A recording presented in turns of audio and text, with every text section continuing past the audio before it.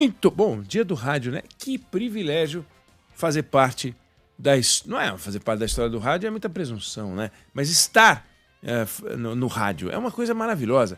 Eu brinco que quando você pergunta para um ator o que ele prefere, cinema, televisão ou teatro, ele fala teatro. É onde ele ganha menos, mas ele fala teatro, porque o teatro tem uma conexão com o público que o cinema não tem. Claro, você tem a reação das pessoas depois sobre o filme, você consegue captar o que as pessoas acharam, mas o teatro é ali na hora. E cada apresentação você tem que fazer de novo. A novela você grava uma vez e passa pro resto da vida.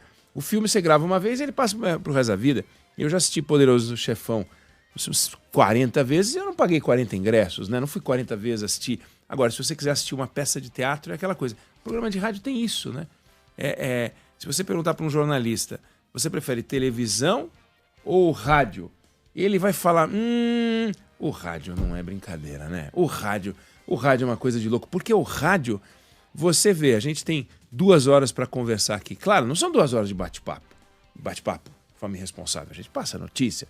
Mas a gente pode conversar, se a gente ficar 30 segundos a mais em cima de um assunto, 1 minuto a mais ou não, ou então, de repente, para tudo e vem uma notícia inesperada. Na televisão é uma novela fazer isso, é difícil. A gente faz no rádio e tem o contato com o ouvinte. Pode interromper a programação para colocar algo que um ouvinte está falando. O ouvinte falou um negócio e provoca uma discussão. A gente fez recentemente uma discussão sobre o consumidor.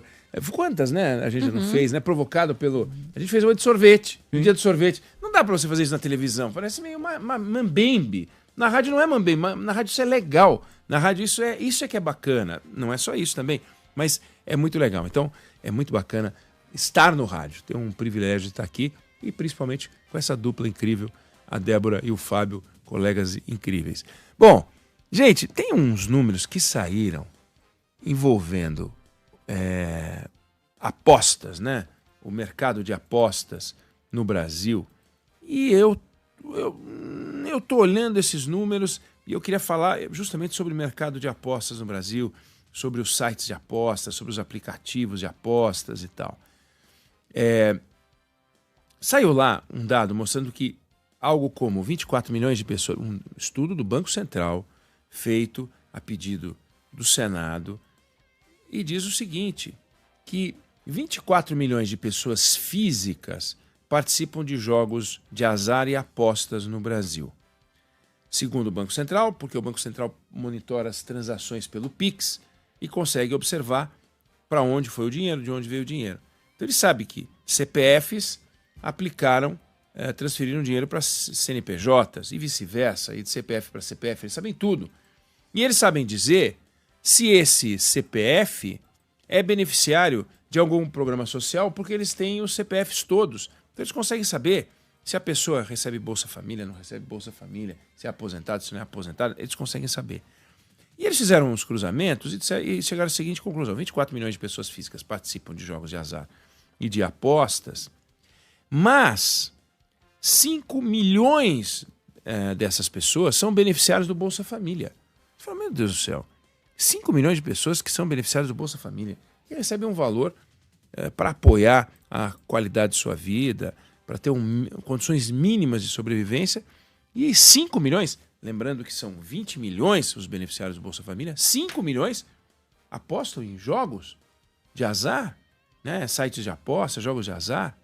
E esses 5 milhões de pessoas, segundo o levantamento do Banco Central, transferiram 3 bilhões de reais para as casas de apostas virtuais, só no mês de agosto. Aí se você faz a conta, pega 3 bilhões de reais, né? Então 3 bilhão e divide por 5 milhão. 3 bilhões dividido por 5 milhões dá 600 reais. É isso? Eu estou ficando maluco.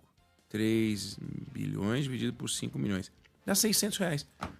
Mas o Bolsa Família é de 681 reais, o médio.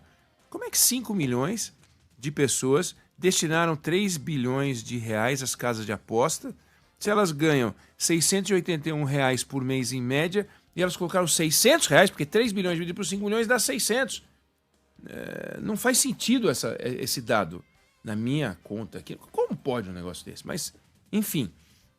E aí, isso suscitou uma discussão sobre o grau de risco e dependência que a sociedade pode ter e não deve ter em relação às casas de apostas, como isso é perigoso. Aí começa uma discussão sobre regulamentação, começa uma discussão sobre controle de publicidade.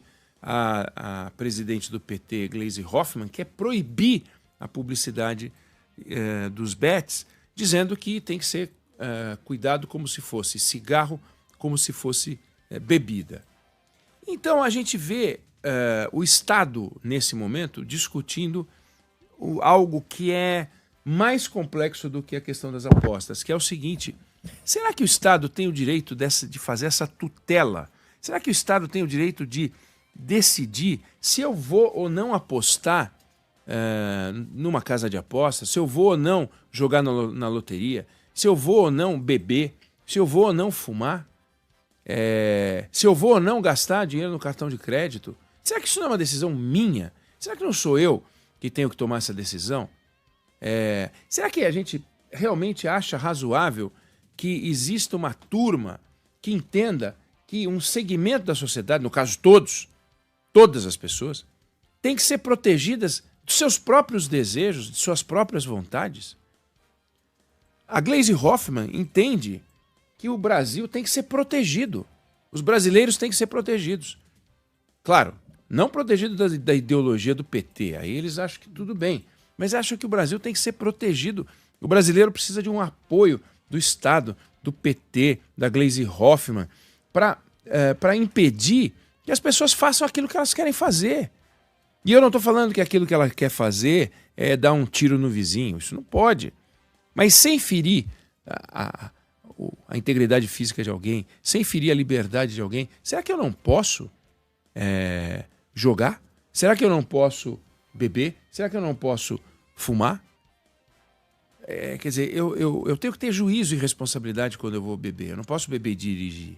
Eu tenho que ter juízo e responsabilidade quando eu vou fumar. Eu não posso fumar na frente de uma criança. O carro também. Carro mata mais do que bebida, cigarro. O carro mata um monte e as pessoas continuam a dirigir. Existe propaganda de carro. Aí quando vem, no caso das apostas, a gente se comporta como se a sociedade não soubesse conviver com o risco. Você quer risco maior do que lidar com drogas? E a gente lida com drogas. A gente tem um consumo alto de drogas. Nós temos mais de 55 mil vereadores no Brasil. É uma quantidade de droga incrível em circulação. Nós temos mais de 5.500 prefeitos no Brasil. É uma quantidade de droga enorme em circulação. Nós temos 513 deputados federais, 81 senadores, 27 governadores. Então, a gente tem uma quantidade de drogas em circulação enorme. Eu não sei dizer qual é a taxa de droga no sentido de vereador ruim, deputado ruim, senador ruim, prefeito ruim, governador ruim, que nós temos no Brasil.